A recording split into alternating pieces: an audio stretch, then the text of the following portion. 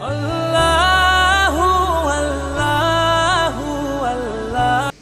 اللہ الرحمن الرحیم۔ السلام علیکم دوستو، آج کی ہماری حدیث کا موضوع ہے اپنے بھائی کی مدد کیجیے۔ حضرت انس رضی اللہ تعالیٰ عنہ نے بیان کیا کہ رسول اللہ صلی اللہ علیہ وسلم نے فرمایا، اپنے بھائی کی مدد کرو، خواہ وہ ظالم ہو یا مظلوم ہو۔